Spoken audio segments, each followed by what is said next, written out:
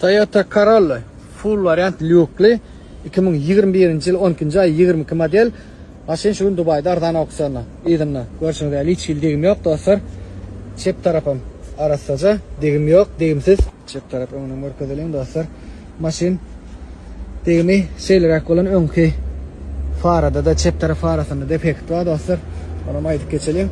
Degimi sağ tarafından şeylerak chunkundan degan do'stlar. Çalışmalı zatları komplekt bumper, kapot, iki farası.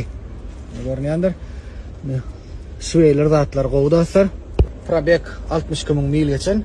Motorun adını ko'rsating, lanjiranlar arasida hech yil mesele yo'q. Mashinaning umuman degimini aytib geçtik. Sağ tarafım qo'y, sağ tarafım arasida degimsiz. Evet, salonun içine bakıp geçelim. Mata salon, bak rol airbag, diz airbag, torped airbag atan do'stlar içinde adam oturan olmalı. Sondan yoksam ütköşk udar degim yok. Sidenyalar odan dizaynli. Ko'rsatadigan mata. Yang bellab geçtik. Full variant lyukli.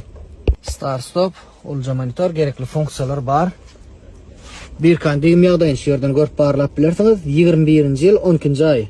Eski salona bakıp geçelim do'stlar. Sidenyalar arasida odan dizaynli mata.